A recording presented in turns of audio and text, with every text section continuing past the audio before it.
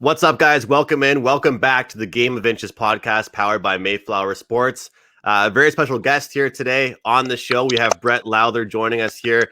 He's from Truro, Nova Scotia. He played his high school football at CEC, university football at St. Mary's, and current Saskatchewan Roughrider, drafted in 2013 into the CFL. Brett, welcome. Thanks for having me, guys. I guess we'll just start off by just asking you, what are you up to, man? Like, what's going on right now? I know there's a lot of uncertainty with the league, but how are things and what have you been up to? Yeah, not a ton. I mean, just making sure that in the gym daily and on the field and taking care of what I can control for the time being, and just prepping for some stuff coming up this spring that I have planned down here in the States. And other than that, not a whole lot. Just, I guess, Corona's still going on and trying to do everything I can to stay home and avoid all that stuff. And yeah, like I said, just down here in the States, just making sure I'm in the gym.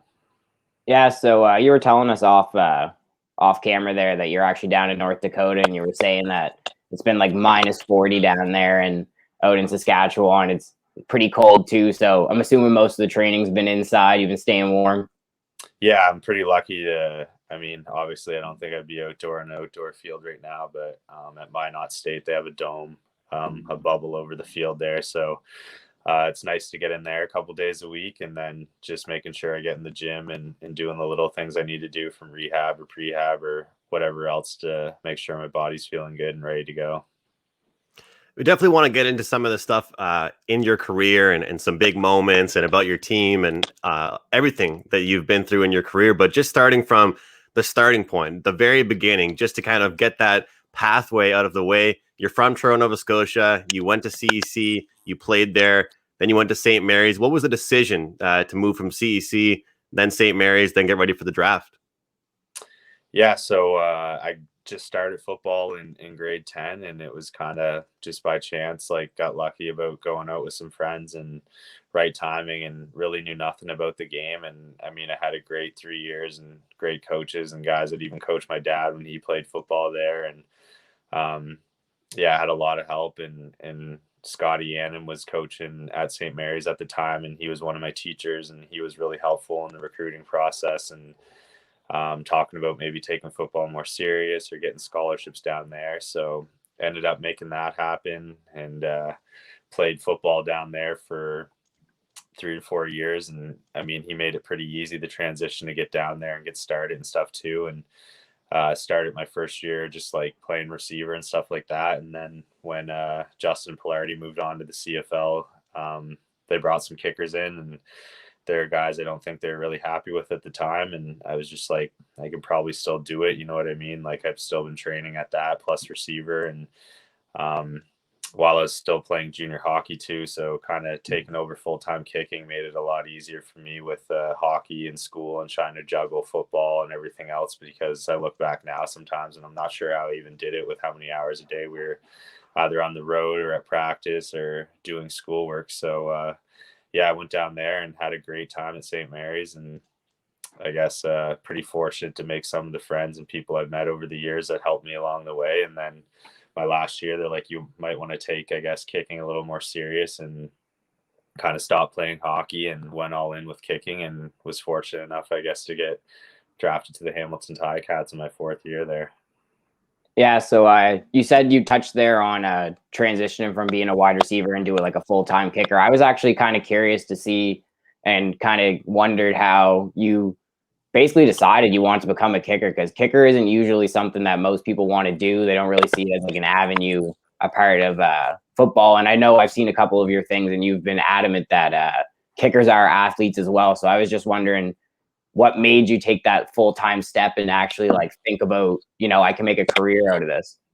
Yeah, I mean, I think I'm more speaking for myself. Like, there might be a lot of guys that just kicked a ball their whole life and that's what they did. But I grew up playing hockey and a lot of other sports, and felt like I was always one of the better guys, or if not the best at whatever I was doing. And from going to hockey and scoring goals and being that guy, I mean, kicking field goals was almost just like another avenue when I was playing receiver in high school, to be like, okay, like, I trust myself to go out and score the points for these guys and try to win. And then it's a pretty important job especially in the Canadian game with how much kicking and the bigger field. And I mean, we kick outside the hash or the goalposts, the hash marks are wider. So it's not an easy job, and it's a lot of pressure too. But I feel like I've always kind of thrived off that. And I guess moving into it more full time, it's not easy to become professional at anything. I mean, you look at the percentage of the world that gets to do it, and I felt like I was good enough at kicking and maybe not good enough at being a receiver to get to the next level. So I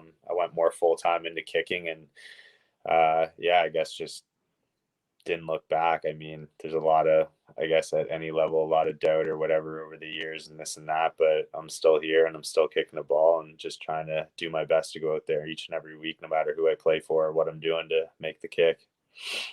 Yeah, you mentioned it's not easy. It definitely isn't easy. So congratulations to you. And I guess my question is going to be, just to follow up on that, is about the training. You know, Jake mentioned about the argument and the statements that all kinds of kickers make across the CFL, NFL, no matter where you are, is just about, hey, like, you know, we are just as valuable to the team. Like, all of our points add up. We are just as, you know, we're athletes just like everybody else. My question is about the training, you know, that you guys go through as kickers, because it's not as much with the team. You know, what was the training like at St. Mary's?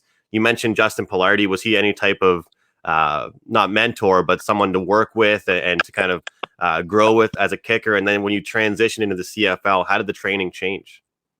Yeah, I feel like I was lucky to have him around, always just being like 3 years older than me or whatever, where he was going through different things at different times. And I could kind of pick his brain along with a number of other people and some coaches over the year kind of helping you. But really, it was once I got to the CFL level and started being around guys like Luca Conji and Josh Bartel. My first year in Hamilton was great being around guys like that. And then I meet Medlock the next year, and that's a guy coming from the NFL. And I mean, been best friends since, and I've been to his Florida home multiple times and all over training with him. And he introduced me to other kickers, and I mean, it just keeps going. And I mean, now was teammates with John Ryan, and that's his he's won Super Bowls and been to Super Bowls, and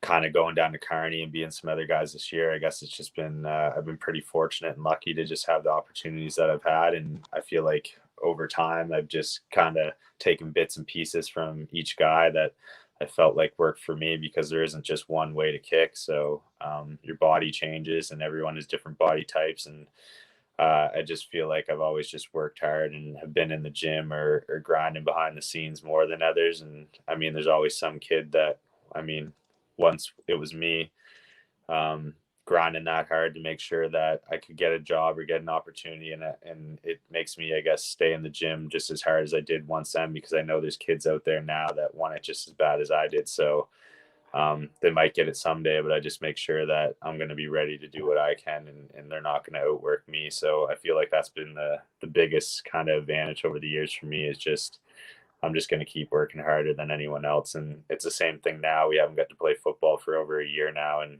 I'm still in the gym every day. I've been ready for over a year for different opportunities, and they haven't come, but this isn't new to me. I was doing it for 3 or 4 years, not playing in the CFL, and no one knew who you were then. And I mean, you're doubted and this and that. And now I feel like I'm just going through the same thing with the NFL. And if I get my shot, I'll be ready for it. And if I don't, then hopefully we're playing some CFL football this summer.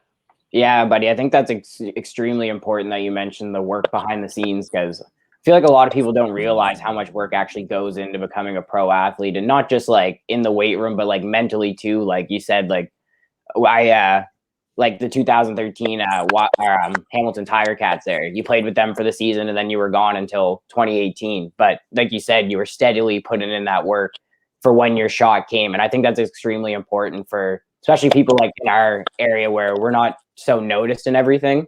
But just to touch on the Justin Medlock thing, do you think he was an extremely important figure in, you know, kind of grooming your game? Because over the last 2 seasons, you've easily been one of the best kickers in the CFL. Yeah, I mean, I think it goes like with anyone that knows me or knows how my career went, it's not a surprise to say that, like, if it wasn't for Med and his help and what he's done with me, like, I wouldn't still be playing football. And not so much from a standpoint of like he changed how I kick or I wasn't good enough or this and that. It was more of the mental game behind the scenes and us pushing each other. I feel like I always, as much as he's made me me better. I've kind of pushed him just as much as well, but whether we're sending each other snaps, just making sure we're both in the gym or holding each other accountable, even though we're not on the same team. Like we both kind of think the same and act the same. And we're serious when we need to be and want to be the best, but we're both just a couple of clowns just joking around most of the time. So someone like him, I feel like if I didn't meet when I met, I probably wouldn't still be playing football realistically. But regardless of what happens going forward, it's been pretty cool the last couple of years to play for a team as big as Saskatchewan is, and him being in Winnipeg and how big of a rivalry that is. And those 4 or 5 years just kind of in the dark and in the gym and working jobs and grinding every day, it made it all worth it just to go out there and play against him with kind of like the pinnacle of the league. It was something that I dreamed about for years and kind of worked it into a reality. So no matter what happens, I guess the rest of my career, it's pretty cool to think about that and that I actually made that happen. I thought it was pretty cool that you mentioned in a couple different other interviews about the different types of shots, like the different types of kicks that you're making. You just kind of referenced it as well. What can you say about that? Like different type of angles or different situations in game where you had to learn different kicks. And it's not just one kick. You go out there and kick the ball. Like there's communication with your coaching staff and things like that. Yeah, I mean it's really like golf and having a caddy. I guess you have to have different clubs and different types of shots depending on wind and rain and weather and not only just different angles. And I mean, each way of the field, we're not kicking in domes every day. I mean, you get to play in BC a couple times or once a year, but where there's less factors. But I mean, it's a lot like golf. And if you don't have different shots and different type of angles or be able to drive the ball or else play the wind and what you need to do, I mean, you're not going to be successful. I don't think it's a stretch to say that it's way harder to kick in the CFL than it is in the NFL. Not saying like fan wise or pressure and things like that. Just the fact that we kick outside the uprights, we kick from different angles. It's a lot tougher and a lot colder up here in Canada most of the time. So it is a difficult game, but at the same time, it's just something that you have to put behind you and mentally just go out and each and every time try to go 1 for 1. What's it like, man, being on the sideline in Saskatchewan? And like you said, it's like -40 and you're getting out there to go like onto the field and kick a ball and you're probably freezing your ass off. Yeah, I mean, playoff games, it's a lot different than what we play in the summer. It's really nice and the ball flies well in the heat, and then playoff time comes around and that's all kind of out the window. So it's more mental. I just try to go out there and like I said, just try to go 1 for 1. It doesn't matter the conditions. Everyone has to be out there in it. And yeah, like you said, it's a little difficult, I guess, staying warm or just staying ready on the sideline the whole time. Then you have to run in and might have to make a 50-yard or a game winner. But I mean, that's what I'm paid to do. So at the end of the day, I have to do everything I can to prepare to go out and do my job. And the last couple of years, that's all I've tried to do. So luckily right now to be fortunate enough to be 100% in playoffs in the couple of years that I've been there. On a lighter note, I'm curious, what was your welcome to the CFL moment, man? Like, I mean, I have a buddy that's a season ticket holder for the Hamilton Tiger Cats, and like I've seen some videos, I've seen some Snapchats, like it's pretty nuts there. And of course, now you're playing in Saskatchewan. Like, I've heard that's one of the most intense fan bases in the league. So, did you have any like welcome to the CFL moments or funny fan stories you can give us?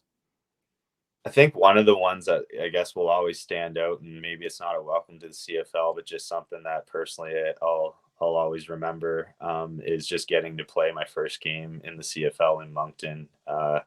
Just how it worked out on the schedule, and it was like week 13, and I was getting finally thrown in for a first game, and it was down there, and just having so many friends and family for a game that was in the Maritimes and stuff too.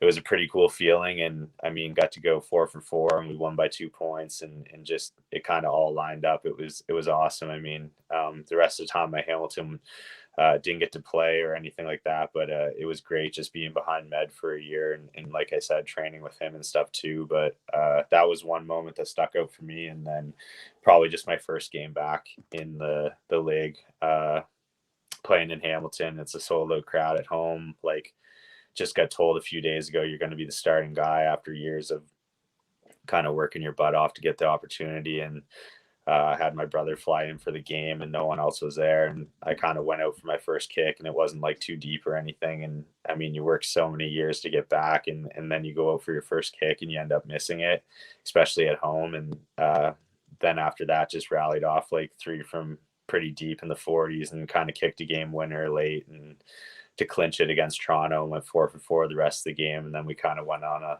little streak and hit like 17 in a row, but it was pretty cool. Just, I remember after I missed that kick and walking off to the sideline and just my brother's, I got him seats right behind our bench and he's kind of just like looking at me like with a what's wrong with you type look on your face. Yeah, I like remember saying to him like, I got the next one, like after this, like that's out of the way, like I'm good to go now. So get those jitters out of the way.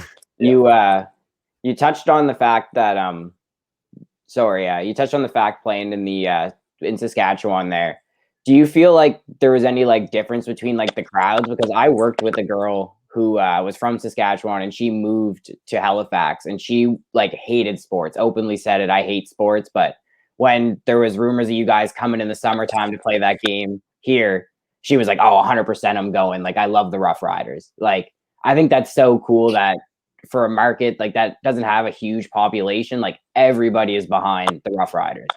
Yeah, it's I always say it's kind of like a cult like following out there. It's surreal and there's nothing like or nothing else like it across the CFL, I guess. And I've met people before I knew much about the CFL or the rivalries or Sask when I was in school in Halifax, and I knew some girls and other people that were from school from out there and how diehard of fans they were. And I'm like, what is wrong with these people?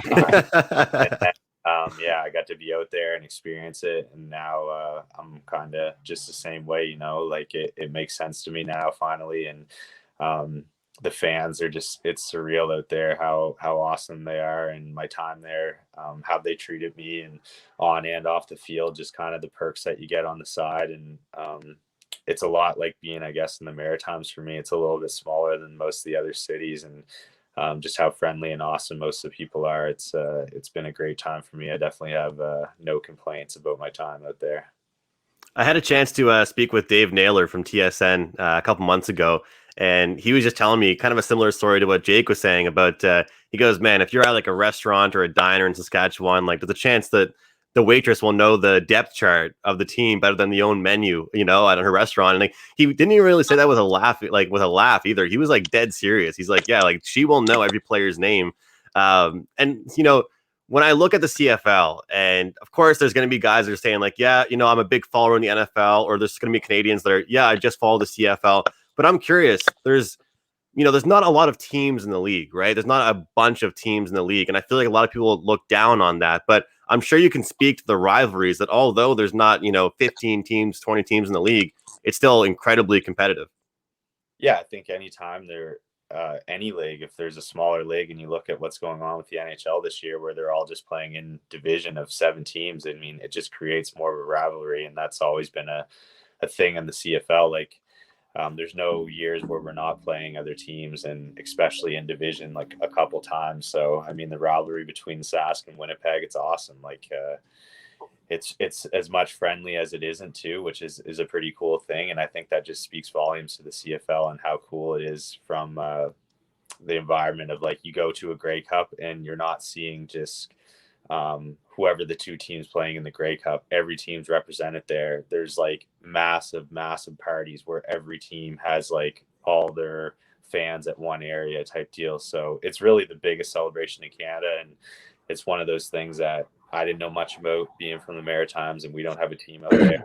And I'm still hoping, obviously, they get one, because I know how cool it's going to be someday, not only just for the football aspect, but for, I guess, bringing bigger concerts or NHL outdoor games or something else out there. But yeah, the CFL is something that I'll always be forever thankful for. And I mean, just how fun the game is and unique it is in its own sense. I mean, you're always going to have the people hating on it for no matter what, but it is what it is. It doesn't matter what you're doing in life. There's going to be people like that. Yeah. So I'm a fairly new fan of the CFL. I won't lie. It takes some getting used to, but Andrew said it best. Like, you can't really compare it to the NFL because they are two different games. The way they're played, like how the schematics of things, the schemes, like how plays are run, everything's completely different.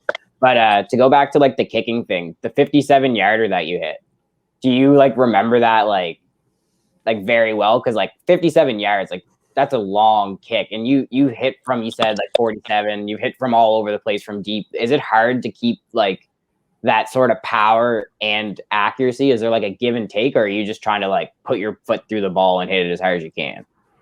Yeah, I guess there's a little bit of give and take, but I mean, we were in warm up that day and I was hitting pretty well, and I was hitting some like even in the low 60s. So I remember that kick pretty well because my family drove up from Nova Scotia to that game in Ottawa, and I had them in the crowd, and had a really good warm up, especially going that direction. And I remember just kind of being on the sideline, and I'm always just begging our coach a little bit more to like let me like kick a longer one instead of punting. And it was just something like I knew I could hit, and was lucky enough to get the shot and go out and hit the ball well. And I mean, it went through, and yeah, it was an awesome weekend too, because like I got to come home after that game, and one of my best friends was getting married, so it's a weekend I won't forget. And I remember everyone back home was kind of doing like party stuff or planning for that wedding, so everyone was watching, and just my phone was blowing up after the game, and everyone was pretty excited and stuff too. But at the end of the day, I'm just trying to go out there and win football games, and we didn't win that game. So at the same time, it was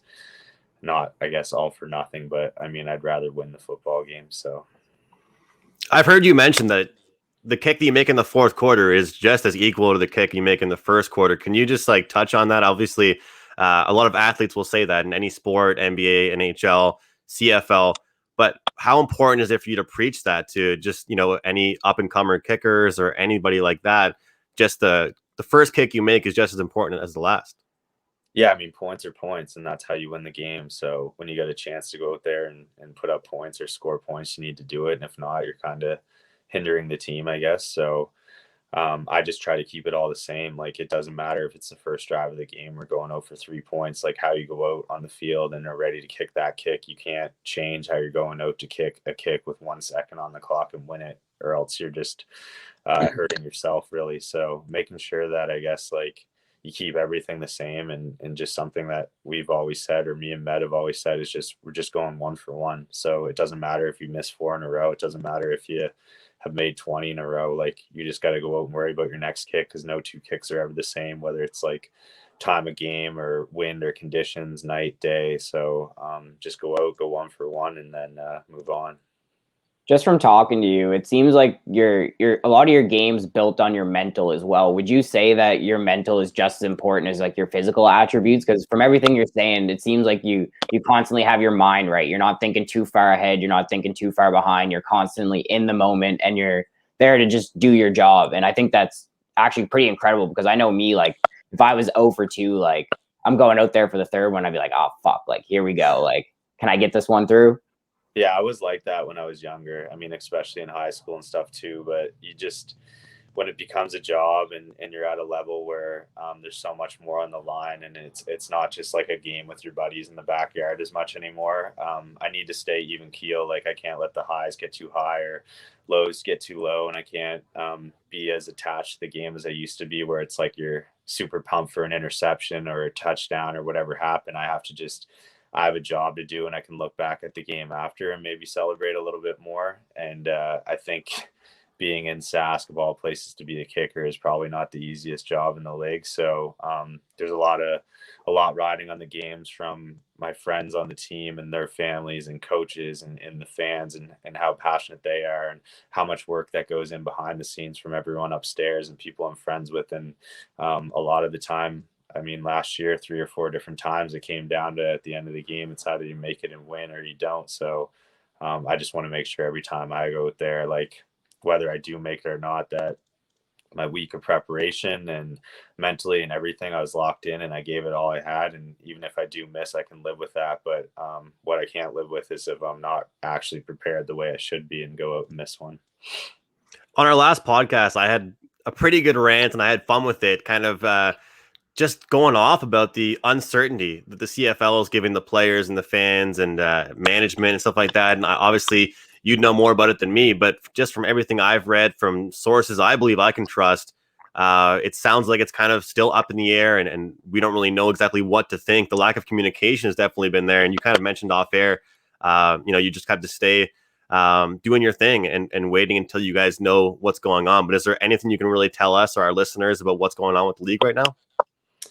Oh, I mean, I've been hearing the same thing, I guess, from the league for over a year now. And I feel like anything I say, people just like to take the wrong way. So it's like, you know what I mean? Over the past few weeks, I've had so many people reach out to do a podcast or hit my number for an interview and this and that. And then for some reason, people think like I'm the one reaching out. Like, you know what I mean? Not saying like I don't want to do this stuff, but like I'd rather like not be in the media and just getting hated on for speaking an opinion than just giving my honest answers on things and people twisting words or spinning it the wrong way. So I think if it was in a normal year, I'd already have signed the contract that I offered with Sask. I just think personally, and this is just from my opinion on stuff, that me signing a contract right now when last year I had a contract signed and we didn't get paid for it. So if we're going to play football, yeah, I'll come back and sign a contract when I know they're going to play football. But for the time being, I got some stuff planned in the States and some workouts coming up in the next month or two. And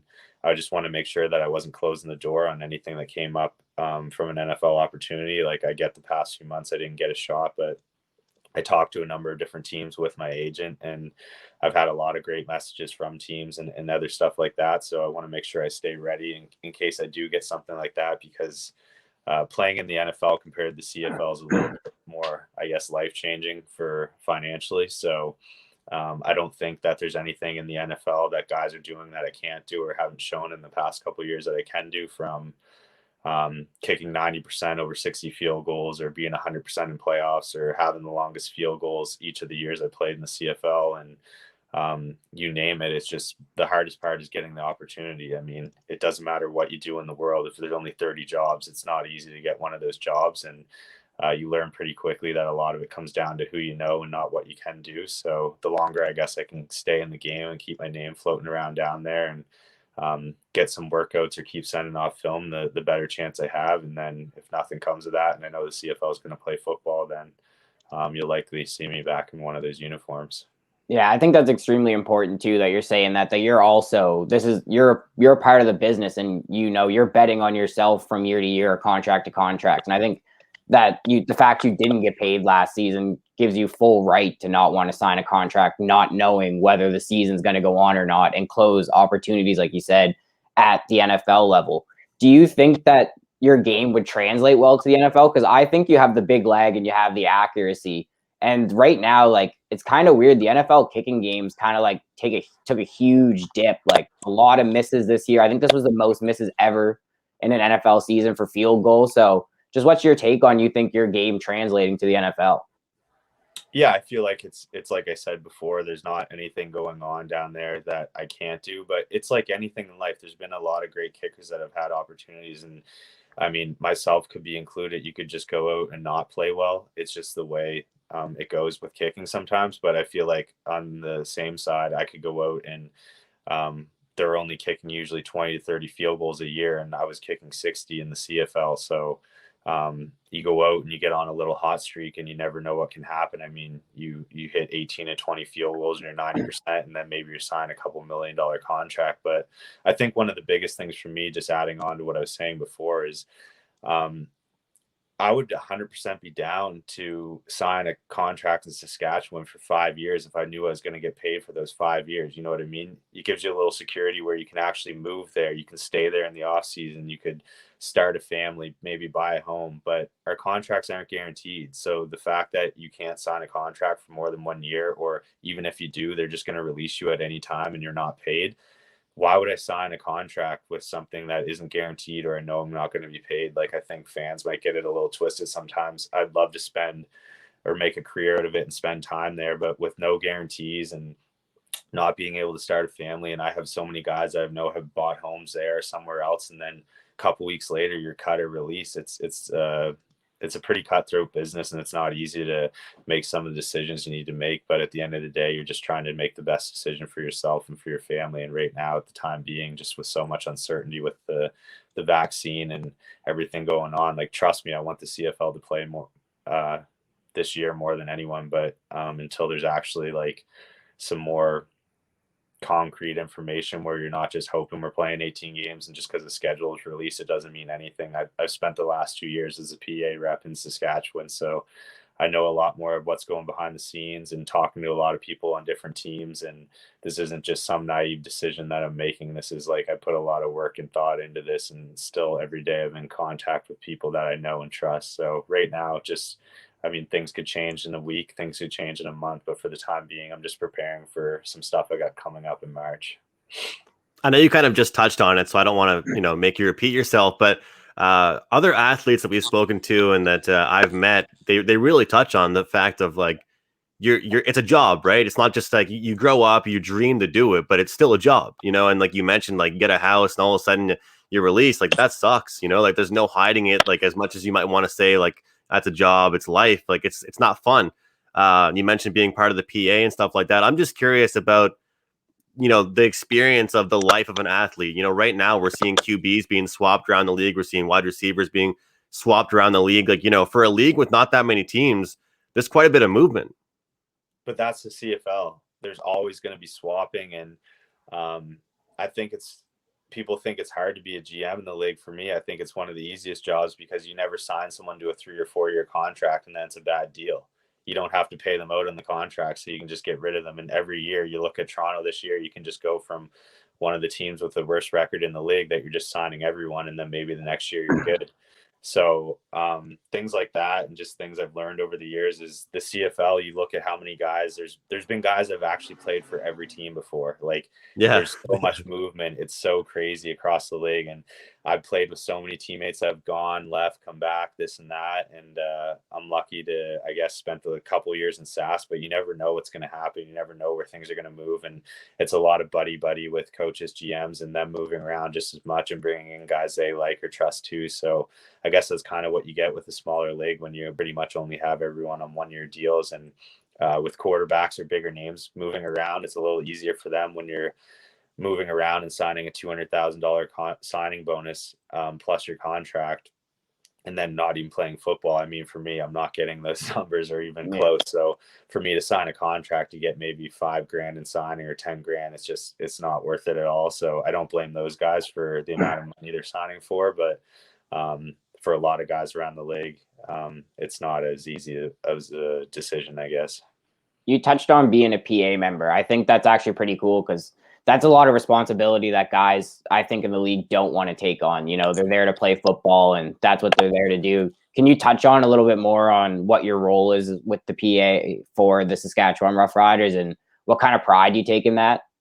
Yeah, so I'm not doing the role anymore, obviously not signed with the team right now, but I guess I just felt like during the days and other stuff, I had a little more time than other guys with meetings and stuff. And it was something I was always interested in from school and thought about going into. And the first year I actually was going to run for it, I didn't even really run for it. And I didn't think I could even be the first rep in the guy. And some other guys volunteered me just off stuff I was saying and have been around the league. And in 14 when they had the CBA talks and around for other stuff too. So I guess I was saying a lot of the things that other guys were thinking and thought too, and ended up getting the role for the team. And I don't think people realize how much time and effort you have to put into it. We didn't play football last year, and every Tuesday and Friday night I had to give up to be on calls and talking to lawyers and our team and stuff around the league. And had to fly to Vegas for meetings there and fly to Calgary for meetings there. And it's a lot of time that you're not paid for, that you're giving up to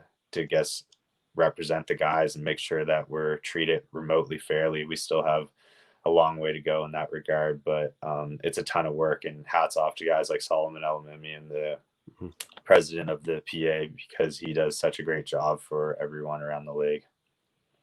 I just want to ask you some more memories and some more of your favorite games you've played in, favorite kicks. I mean, I think a big quote that I can take from this chat we've had is, just want to go 1 for 1. That's kind of a quote that I think any athlete can take from you. That's what I've remembered from this. And I guess to ask you, I know that's every kick's the same, every game's the same, but I'm sure there's been some more exciting ones.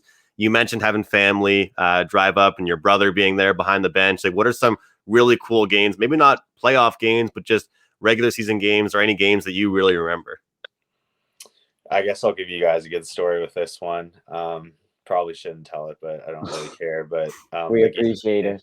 Yeah, in Toronto, ended up going in a couple days early, and the first day in, there's not really any curfew or anything going on, so we got in on a Thursday, and me and my buddy Josh, we just kind of went out with a few guys and had some drinks and hit up a couple different restaurants, nothing crazy, and we just kept it going for probably longer than we should have, and woke up the next day and we were almost late for the team workout and a little bit hungover and whatnot. So we just laid in bed all Friday, like watched movies, hit room service. Saturday came, we still weren't feeling great, and then yeah, just go out for the game in Toronto, and just the boys rallied and ended up kicking a 56-yarder to win the game there in Toronto, and it was a pretty cool moment. And just kind of I was on a little bit of streak before but that was kind of like the first chance with like some big time pressure to make a difference and to hit a kick like that, and from so deep. I've never hit one before that from that range, so it felt good. And yeah, it was just funny to look back on. Me and Josh always joke about it. Like, we never really like had too many beers or anything on the road games, especially usually we just go a day before and you don't get to it all, but we went a couple days early, and we were just joking about how we needed to have drinks before every game. But yeah, that was something that always sticks with me. And then, I mean, just the Labor Day Classic obviously was a pretty big one, kicking the game winner against Winnipeg, and Med being on the other sideline there. And honestly, like I'm one of those people that just like remembers like every goal growing up as a kid, or I can remember every kick. So yeah, there's like a lot of memories, I guess, over the short couple of years that I've played in the CFL. Just every kicks kind of means a little bit to me, and for some reason I always remember the misses more than the makes, but just want them back. But at the same time, you just gotta, like I said, just keep moving on and worry about your next kick. You touched on that story there, obviously, with your teammates. A lot of people forget that, athletes are human too, and like they want to have fun, and they have friends on the team. Can you speak on to how important like those relationships are to build those winning environments? Because a lot of people just think like, you would just show up at the facility, meet, and then you get to go off and do whatever you're going to do for the day. But I think it's super important to build that locker room chemistry. Yeah, I mean, we're not robots, and I've been doing this since a kid. Like, what I'll miss most when football's done is being in the locker room and after games with the guys. It's nothing else, that's for sure. And I mean, even now at our place in Regina, the last couple of years, like, we kind of have the spot that most people are coming to after games, or we've had quite a few parties there. And I mean, the boys will get fired up at 3-4 in the morning and be wrestling and doing everything else. Like, we're still doing the same stuff as we were in university and high school. And I think that's what makes us so close and kind of brothers, and why we go out there and fight for each other so hard. I mean, I'm not out there hitting everyone and doing as much as the other guys, but I try to have their back as much as possible with going out and scoring points when we get down there. And I've had a great group of guys over the last couple of years, like be with me in Sask, and too many guys to name, but they obviously all know who they are. But yeah, it's been so fun. And obviously I don't like looking back to reflect too much, because I feel like I'm still going along in this journey, and someday I can stop and look back. But for the time being, I just want to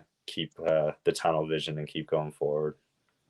I think we could ask you a million questions. We won't keep you too much longer, but just to ask you about the city, about Saskatchewan, about playing there, about being in Regina, and just, going out and about, or if you've ever been recognized by fans or talk with fans, or you and some teammates, just like some relationships you've had, and the small town vibe that you mentioned. Like, what's that been like to play in a place like that? We've talked about it now, about how intense of a fan base they have outside of the stadium. Like, what's the vibe going around the town and stuff like that? Oh, it's the best on game days. It's kind of like what you see with the college football and in the States, or with stuff like shutting down and people just partying in the park before the game and tailgating and stuff too. And some of the bigger names on our team, I guess, like if they go out in public, it's pretty crazy. I've had the odd number of things happen over time, or if I'm out with the guys, but everyone's pretty good. And yeah, like it's cool for me because obviously being from Nova Scotia, where I'm from, it isn't as big of a place. And when I first was in Hamilton and Toronto and some of the bigger cities, it's like for me they're awesome to visit, but I know I'm not going to want to spend the rest of my life there, be living there too much. Just I can't really handle traffic or too many people. You kind of get the smaller vibes in Sask, and yet we still get to go play our road games in some bigger cities. So you're still traveling too and get the best of both worlds. But I'm lucky enough to know a couple families and people out there that I'm pretty close with and spend most of the days in the summer either on the lake or just doing things that I enjoy. And obviously, there's a lot of time where you're just preparing for football and at the stadium or getting ready. But I mean, with my time off, I love getting out on the water or just being around good people and having some beers. So for me out there, it feels a lot like the Maritimes. So I definitely have loved that I got the opportunity to play there. You said it on the last question that I asked today, that you weren't really throwing around hits or anything. I was watching a clip on YouTube from 2011. I think it was the AUS semifinals against Saint FX, and there was a fellow that was interviewing you after the game, and he said something about I think you were playing gunner, and the guy was returning the kick, and he dropped it, and you blew him up anyways. Oh yeah, I actually remember that. Could you explain that to me a little bit? Because I was dying at that. I was wishing there was a video of it.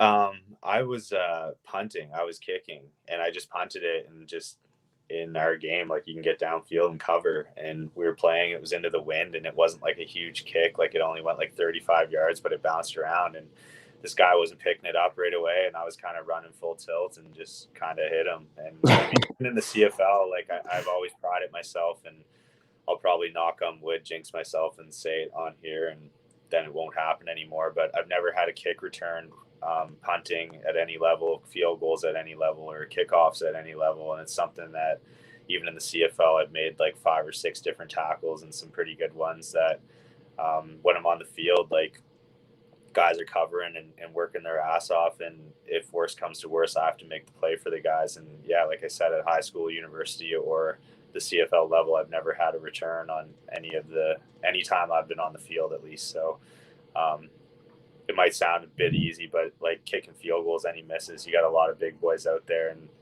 you got a pretty fast guy trying to return it or kick off. Like they can get through at any time, and you never know. So I just want to make sure that I'm still an athlete and can go out and make the play for the guys that maybe they get a good return, but they're not scoring 6 points on us.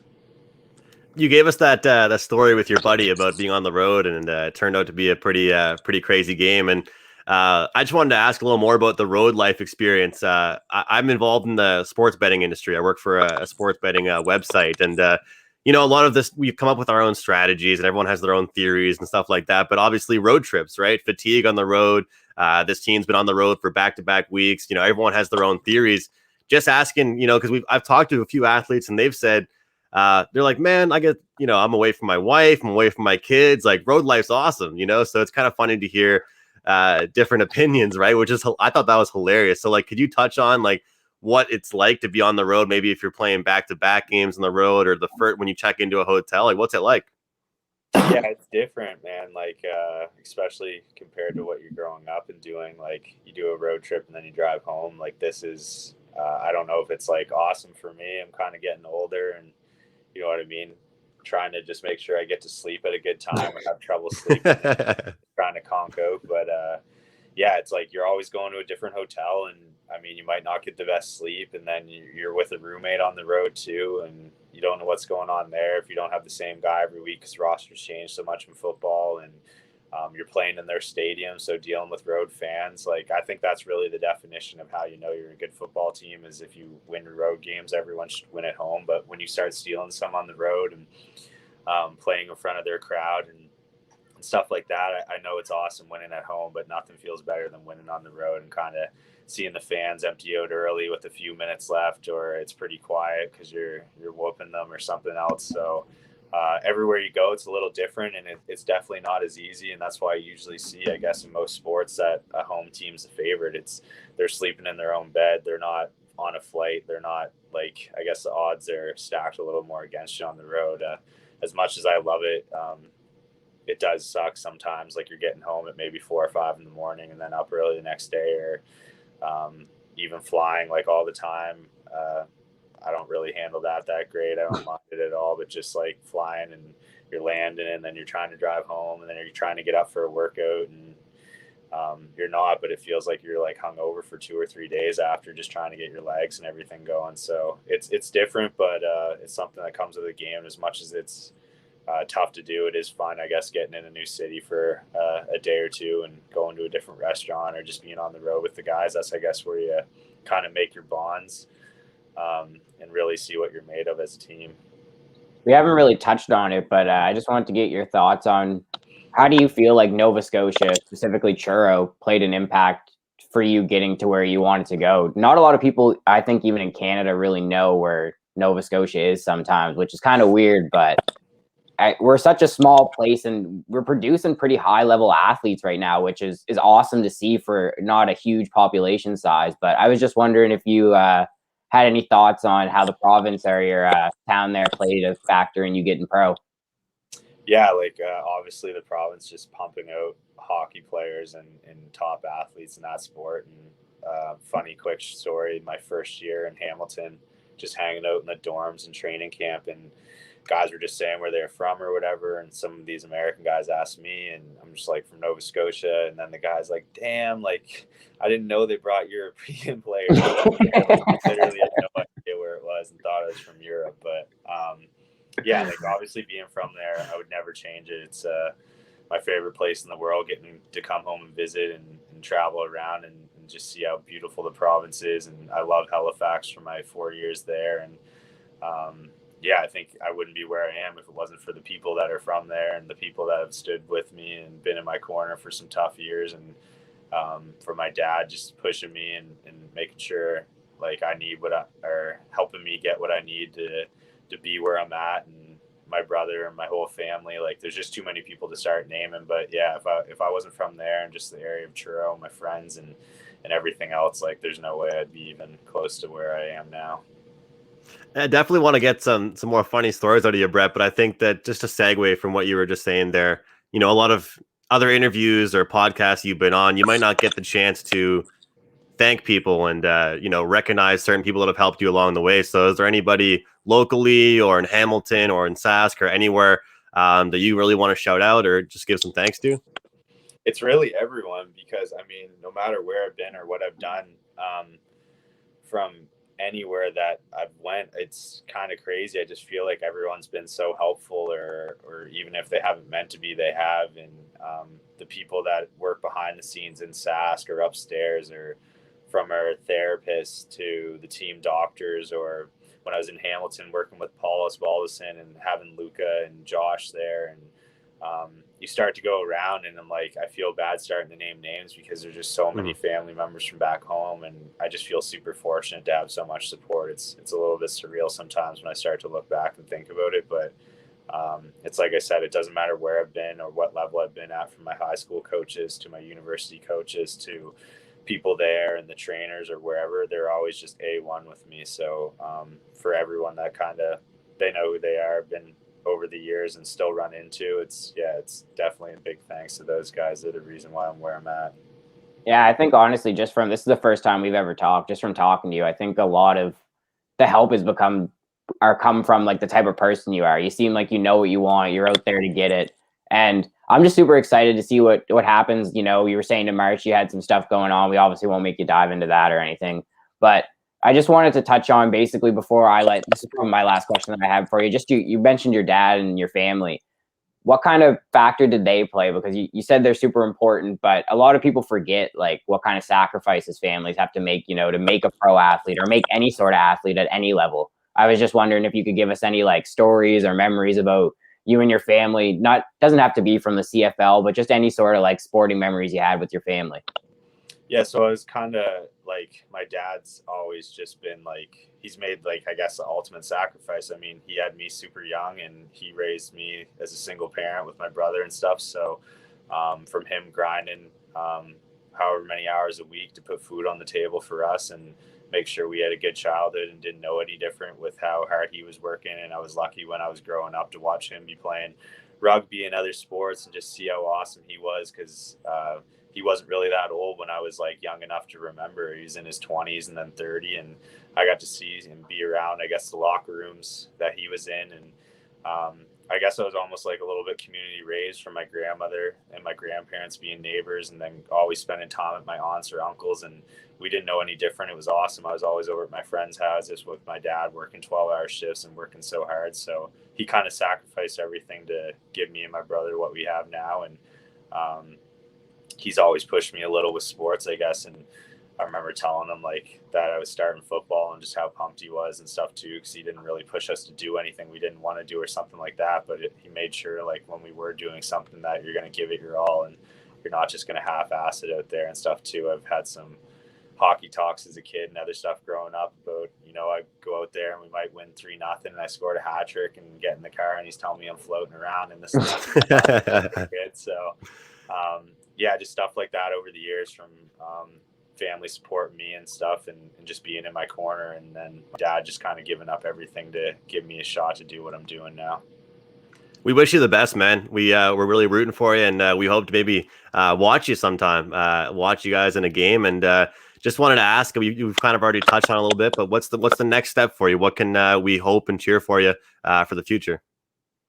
Yeah, I guess right now it just sucks with so much unknowns, but like, not going to dive into it. But next month, heading down to Phoenix for some potential NFL stuff. So getting ready for that for the next couple of weeks. And then after that, basically going to reevaluate with my agent and stuff, and then see what's going on with the CFL and whether we're going to return there, or if we're just going to wait it out and keep trying for NFL or for a shot for a training camp down there. So I wish I had a more concrete answer and knew what I was up to. But for the time being, basically just my focus is on Phoenix next month and what's coming up there. And then after that, things could happen pretty quick and I could be back in the CFL, or else just waiting it out still. So who knows? I just want to say thanks for coming on, buddy. We really appreciate you doing this.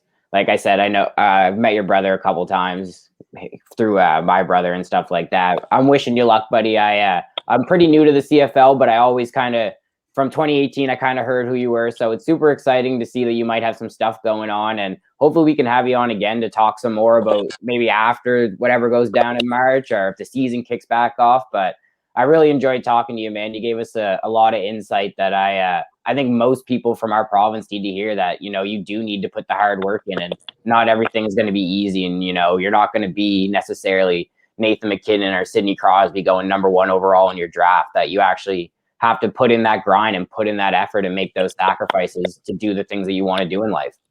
Yeah, I mean, those guys were the ultimate grinders to get to #1. So everyone has a different path, but there's no shortage of hard work. So I appreciate you guys having me on at any time. All right. Thanks a lot, Brett. Thank you guys all for watching the Game of Inches podcast powered by Mayflower Sports, and we'll see you next time.